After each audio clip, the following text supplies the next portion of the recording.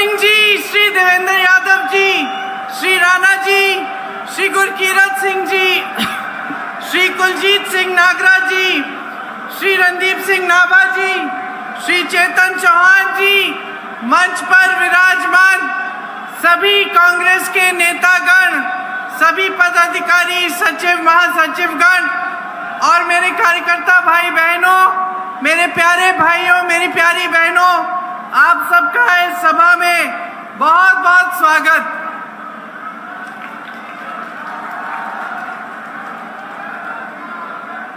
ये आज मैं गुरु नानक देव जी की धरती पे खड़ी हूँ, गुरु गोविंद सिंह जी की धरती पे खड़ी हूँ। गुरुओं की धरती है, पवित्र धरती है मेरे लिए, शहीदों की धरती भी है और मैं शहीद की बेटी हूँ, शहीद की पोती भी हूँ। यहाँ खड़े होकर आपको संबोधित करते हुए मुझे बहुत गर्व है इस धरती पर, हमारे अपने देश पर और आप सब पर, जो इतने महान गुरुओं, संतों और इतने महान शहीदों के बेटे बेटियां हैं। देखिए, चुनाव का मौका है, आपके सामने जितने भी नेता आते हैं चुनाव के बारे में आपसे चर्चा करते हैं। मैं भी इसी संदर्भ में आई हूं, लेकिन मैं कुछ ऐसी बातें भी करना चाहती हूं जो थोड़ी चुनाव से आगे, थोड़ी गहरी बातें हैं, जो मैं चाहती हूं कि आप सब गहराई से समझें। मैं जानती हूं कि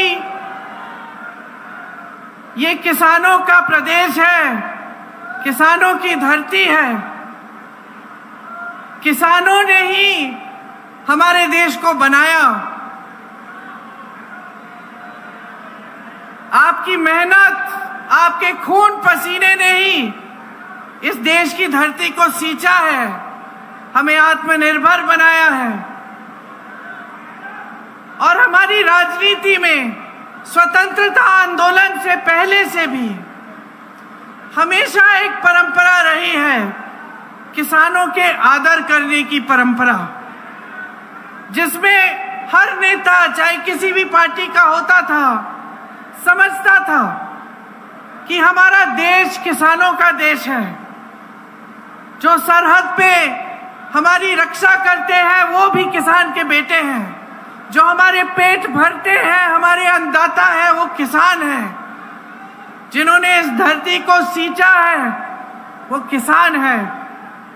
और क्योंकि ये बात समझते थे तो हमारी राजनीति में हमेशा, हमारी विचारधारा में हमेशा ये एक सच्चा गहरा आदर रहा देश के किसानों के लिए, आप सब के लिए। लेकिन पिछले 10 सालों से जो सरकार केंद्र में चल रही है, मोदी जी की जो सरकार है, उसमें हमने देखा कि ये जो किसानों की बात करते हैं, आपके सम्मान, आपकी आदर की बात करते हैं, वो सिर्फ मुंह बोली बातें हैं। अंदर से, गहराई से आपके प्रति ना आदर है, ना सम्मान है, ना आपके लिए नीतियां बन रही हैं। 10 सालों से आप देख रहे हैं कि खेती और किसानी से कमाना मुश्किल हो गया है। कोई सुविधा नहीं मिलती सरकार से, पेट्रोल डीजल महंगा हो गया है, जीएसटी से सारी जो जितनी भी खेती की चीजें हैं सब जीएसटी से लदी हुई हैं, महंगी हो गई हैं। खाद भी समय पे नहीं मिलता, एमएसपी इन्होंने बोला था कि देंगे, एमएसपी भी नहीं मिलता। इस बीच ये कुछ सालों पहले जब 3 कानून लाए, जिनको आप काले कानून कहते हैं, तो आपने आंदोलन किया। पूरे देश ने देखा कि देश का किसान एकजुट होकर दिल्ली तक आया है। आप दिल्ली में बैठे रहे, सर्दी झेली, सरकार ने बिजली काटी, पानी काटा, कांटे बिछा दिए आपके सामने, आप झुके नहीं, आप बैठे रहे, संघर्ष करते रहे। आप में से 600-700 किसान शहीद हुए, लेकिन मोदी जी ने पलकें नहीं झपकाई, बाहर नहीं आए, आपका आंदोलन चलता रहा, आप संघर्ष करते रहे। जब उत्तर प्रदेश का चुनाव आ रहा था, जब वोटों का समय आया, तब मोदी जी पीछे हटे।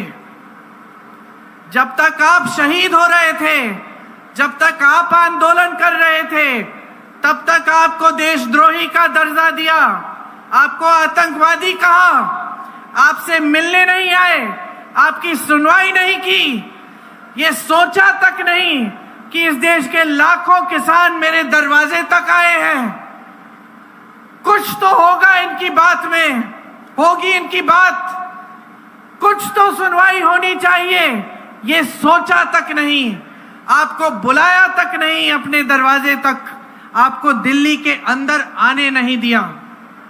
ये सच्चाई है सरकार की कि चुनावी मंच पर आकर आपको बड़ी बड़ी बातें बताएंगे, कह देंगे कि एमएसपी मिलेगा आपको, कह देंगे कि आपकी आमदनी दुगनी हो जाएगी, लेकिन सच्चाई यह है कि आपका इतना भी आदर नहीं है।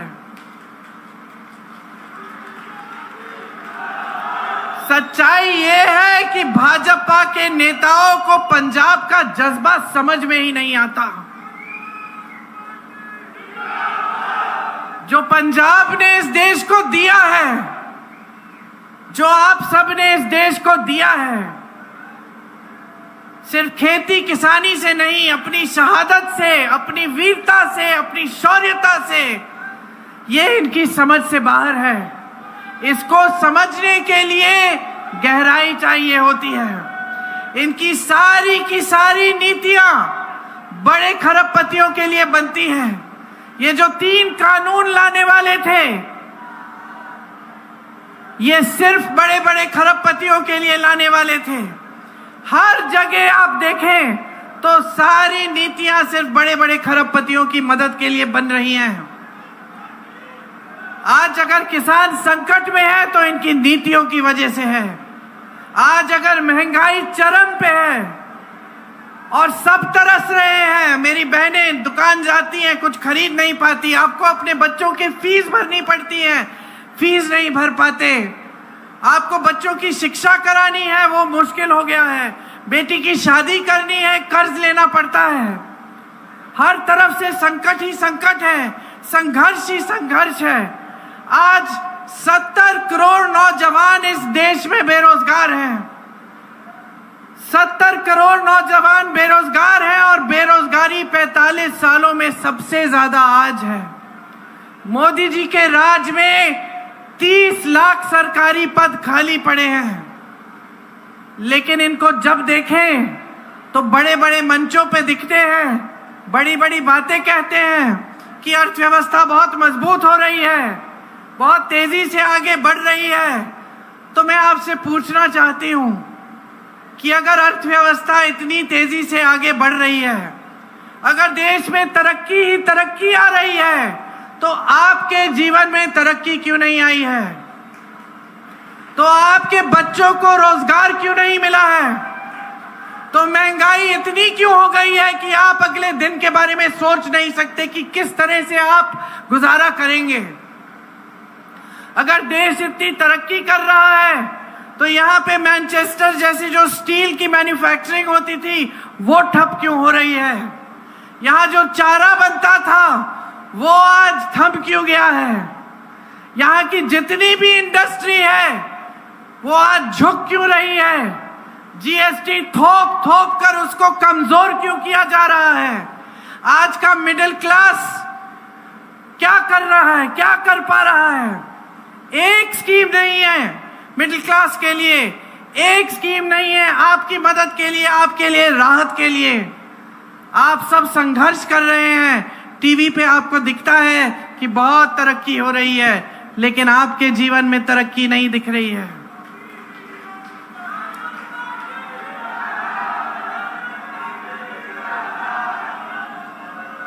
आपने मीडिया की बात की, आपने मीडिया की बात की।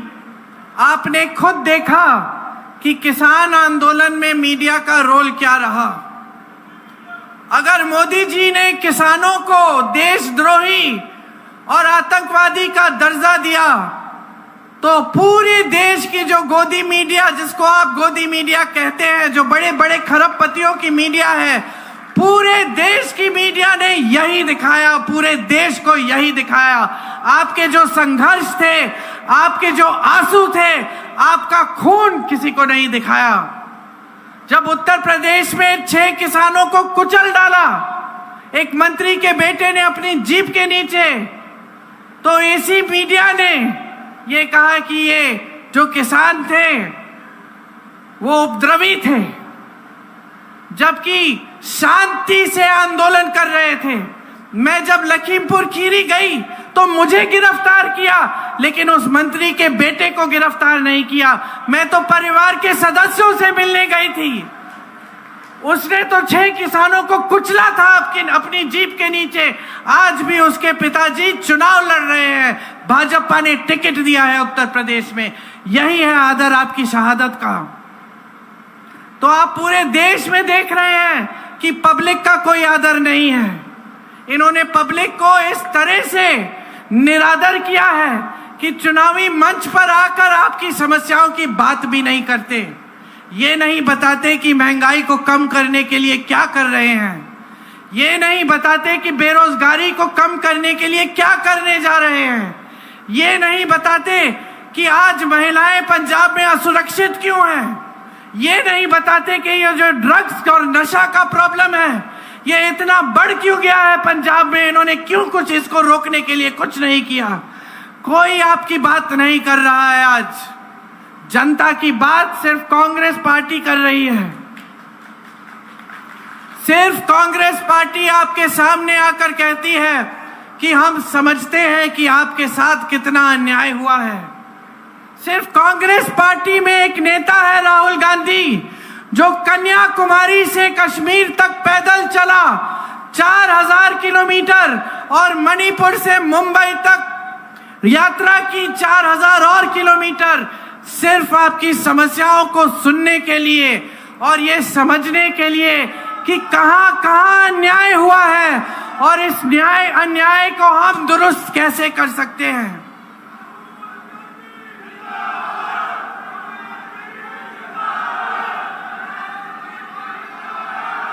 कांग्रेस पार्टी की हमेशा यही विचारधारा रही है कि सरकार जनता के लिए चलनी चाहिए, कि देश की जो संपत्ति है वो आपकी है।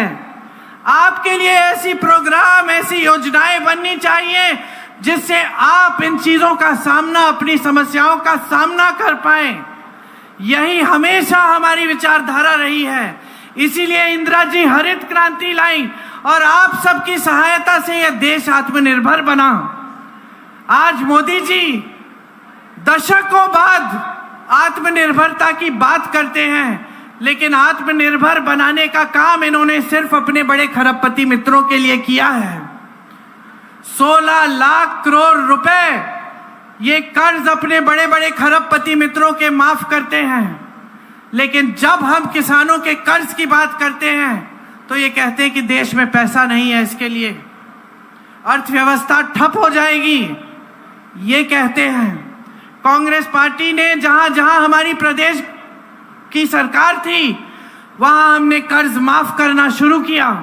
हमने छत्तीसगढ़ में किया, हमने राजस्थान में किया, हमने मध्य प्रदेश में किया। जब जब हम आपके लिए राहत लाने की बात करते हैं ये कहते हैं कि हो ही नहीं सकता, अर्थव्यवस्था ठप हो जाएगी। ये कैसी बातें हैं। अगर आपके पास अपने खरबपति मित्रों को देने के लिए पैसे हैं तो इस देश के किसानों के लिए पैसे क्यों नहीं हैं? तो इस देश की महिलाओं की मदद के लिए स्कीमें क्यों नहीं हैं? कांग्रेस की विचारधारा रही है कि आपकी संपत्ति वापस आपकी जेब में जानी चाहिए। इसीलिए इस चुनाव में भी हम सिर्फ और सिर्फ आपकी बातें कर रहे हैं। हम कुछ गारंटी लाए हैं, उन गारंटी से हम ये तय कर रहे हैं कि जो आपका पैसा है, इस देश का जो पैसा है, वो वापस आपके हाथों में जाएगा।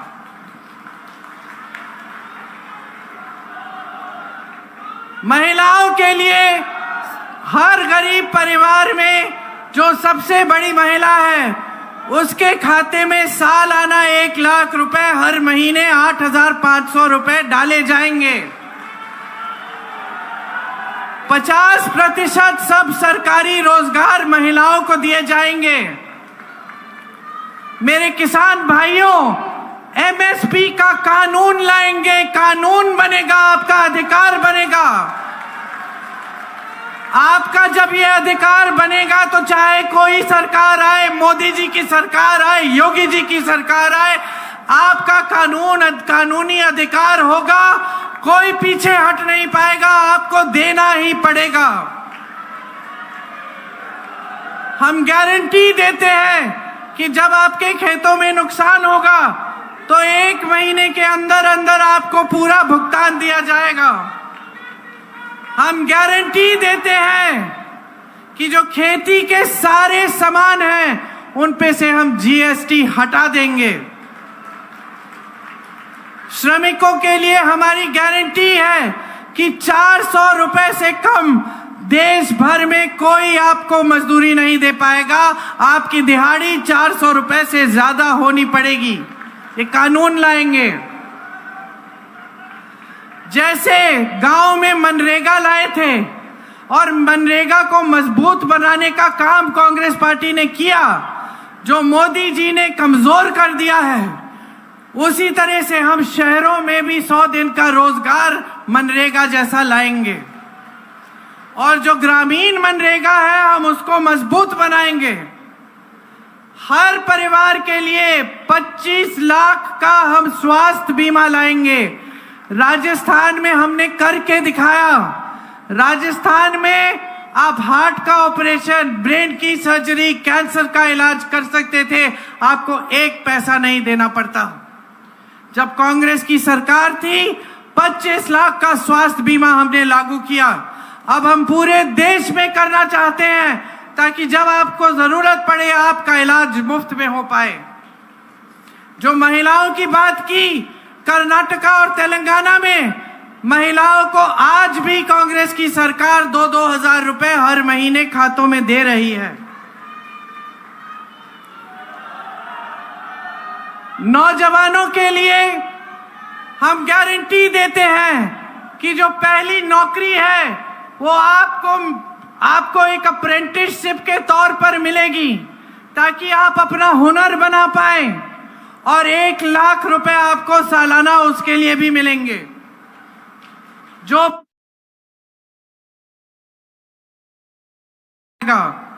इसके साथ साथ 5,000 करोड़ रुपए का फंड नौजवानों के लिए होगा, ताकि आप अगर अपना कारोबार शुरू करना चाहें, एक मैन्युफैक्चरिंग का यूनिट, कोई छोटा सा बिजनेस, तो आपको सुविधा मिल पाए। मोदी जी के राज में 30 लाख सरकारी पद खाली पड़े हुए हैं। कांग्रेस पार्टी कह रही है कि सरकार में आते ही ये 30 लाख पद भरे जाएंगे। ये हमारी गारंटी है। और इसके अलावा हर स्तर के लिए हमने अलग अलग स्कीम अपने घोषणा पत्र में लिखी है, जिसको आप जरूर पढ़िएगा और आप जागरूकता से समझिएगा, ताकि आप जानें कि हम क्या क्या योजना बना रहे हैं आपके लिए और किस तरह से हम आपका भविष्य मजबूत बनाना चाहते हैं। आज हमारे देश में जो राजनीति हावी है, वो सिर्फ अलगाव फैलाने वाली राजनीति है, वो सिर्फ आपसे फायदा उठाने वाली राजनीति है। सत्ता के लिए कुछ भी कर डालेंगे मोदी जी। और ये बहुत स्पष्ट हो गया था जब किसानों का आंदोलन चला था कि आपके हर संघर्ष को नहीं पहचाना, लेकिन जैसे ही चुनाव आने लगा, चुनाव की घबराहट से वोटों के लिए उन्होंने वो काले कानून हटा दिए। इसी तरह से उनकी सारी की सारी नीतियां, जो भी वो कहते हैं, जितने भी वो झूठ आपके सामने रखते हैं, जितने खोखले वादे करते हैं, जितनी हल्की बातें करते हैं, सब सिर्फ सत्ता लेने के लिए है। किसी भी तरह से सत्ता हासिल करनी है और सत्ता को हाथों में रखना है। चाहे आपकी चुनी हुई सरकारों को धन बल के आधार पर गिरा देना हो। आपने हिमाचल में देखा क्या किया, महाराष्ट्र में देखा, खुलेआम विधायकों को 100-100 करोड़ पकड़ा के चलिए आ जाइए भाजपा में। भ्रष्टाचार की बातें करते हैं खुलेआम। इन्होंने इलेक्टोरल बॉन्ड की स्कीम बनाई जिसमें ऐसे ऐसे लोगों से चंदा लिया कि आप हैरान हो जाएंगे। गुजरात में एक पुल बना जो गिर गया, सैकड़ों लोग बह गए पानी में, उस कंपनी से चंदा लिया। जिसने हम सबको वैक्सीन लगाया, उस कंपनी से 52 करोड़ चंदा लिया। आज हम सब परेशानी में हैं कि क्या वैक्सीन थी। सारी रिपोर्ट आ रही है कि उस वैक्सीन से लोग अचानक गिर के मर भी गए। उन्होंने चंदा ऐसे लोगों से लिया जिन पे छापे लगाए थे। अपनी एजेंसियां ईडी, सीबीआई, इनकम टैक्स का इस्तेमाल करके छापा मारा, चंदा लिया, छापे बंद हो गए। जो इनकी खिलाफत करता है, जो इनके खिलाफ आवाज उठाता है, आपने यहां देखा आपका जो अजीत अखबार है उसके साथ भी क्या हुआ। तो बहनों और भाइयों, जब इस तरह की सरकार 10 सालों से चलती है जो सिर्फ जनता को नकारने का काम करती है और जनता को गुमराह करके सत्ता लेने का काम करती है, तो जनता को सावधान होने का समय आ गया है। आपको सावधान होना पड़ेगा। आपको समझना पड़ेगा कि केंद्र में क्या हो रहा है और आपके प्रदेश में क्या हो रहा है और किस तरह से आपको हर स्तर पर गुमराह किया जा रहा है। आपके लिए जो काम करने वाला है, जो सच्चा नेता है, जिसने हमेशा आपके लिए संसद में आवाज उठाई है, जो सालों से किसानों के पक्ष में, जनता के पक्ष में आवाज उठाते हैं, संसद में सवाल उठाते हैं, जवाब मांगते हैं आपके लिए, आपके आंदोलन में आपकी मदद करते हैं, आपके साथ शामिल होते हैं, उन्हें पहचानिए। जो सच्ची राजनीति है, जो आपकी भलाई चाहती है, उसको पहचानिए। और इस बार जब आप वोट डालने जाएंगे तो पूरी सोच समझ के अपना वोट डालिए। ये वोट सिर्फ आपके लिए नहीं है, सिर्फ आपके बच्चों के भविष्य को बनाने के लिए नहीं है, ये पंजाब के लिए भी है, ये आपके कौम के लिए भी है, ये हमारे देश के लिए भी है। आज इन लोगों का अहंकार इतना बढ़ गया है कि अपने आप को ये बड़े बड़े गुरुओं के साथ अब अपनी तुलना करने लगे हैं। अहंकार इतना बढ़ गया है कि ये जनता के सामने आकर कहते हैं हम संविधान बदल डालेंगे, हम आपके अधिकारों और आरक्षणों को कमजोर करेंगे। तो इनके अहंकार को अब जगह दिखाने का समय आ गया है। चुनाव के दिन जब आप वोट डालने जाएंगे तो याद रखिए कि आपका जीवन संघर्ष क्या है, कि महंगाई से आप जूझ रहे हैं, कि खेती किसानी से आप कमा नहीं पा रहे हैं, कि कर्ज में इस देश का किसान डूब रहा है, कि इनका कोई भरोसा नहीं है मोदी जी का कि कल कैसे कानून लाएंगे जिससे सिर्फ इनके खरबपति मित्रों का फायदा होगा। आप सोचिए, जो कानून लाने जा रहे थे उनसे आपका कितना नुकसान होता। आपकी जमीन अगर छीनी जाती तो आप मुकदमा भी नहीं लगा पाते। आज हिमाचल के किसानों के साथ देखिए क्या किया है इन्होंने। सेब उगाते थे, देश भर में सेब जाता था, अडानी जी को सारे कोल्ड स्टोरेज पकड़ा दिए। ये काफी नहीं था कि देश के सारे बंदरगाह, सारे हवाई अड्डे, सारी बड़ी बड़ी कंपनियां, सारे कोयले के खदान, पावर, बिजली सब कुछ दे दिया। देश के सारे कोल्ड स्टोरेज भी इनको दे चुके हैं। हिमाचल में सारे कोल्ड स्टोरेज आज इनके हैं। सेब का दाम अडानी जी तय करते हैं, सेब कब बिकेगा अडानी जी तय करते हैं। और ऊपर से मोदी जी की नीतियों ने अमेरिका से जो सेब आता है उस पे टैक्स कम कर दी और हमारे किसानों पर जीएसटी पे जीएसटी लाद दी। आज ग्राहक दुकान जाता है, अमेरिकन सेब सस्ता मिल रहा है, हमारा सेब, हिमाचल का सेब महंगा मिल रहा है। ये परिस्थिति सिर्फ हिमाचल की नहीं है, ये परिस्थिति देश के हर किसान की बना देंगे। इनका भरोसा नहीं कर सकते। आज कानून बदलेंगे, कल संविधान बदलेंगे, परसों आरक्षण बदल डालेंगे। आप सबको सतर्क होना पड़ेगा। ये चुनाव संविधान को, लोकतंत्र को बचाने का चुनाव है। अपने वोट का इस्तेमाल एक हथियार की तरह करिए। वो हथियार जो इस देश की सुरक्षा के लिए उठता है, जो इस देश की रक्षा के लिए उठता है, वही है ये वोट। जब आप वोट डालने जाएंगे तो अमर सिंह जी को भारी से भारी बहुमत से जिताइए, कांग्रेस पार्टी को जिताइए।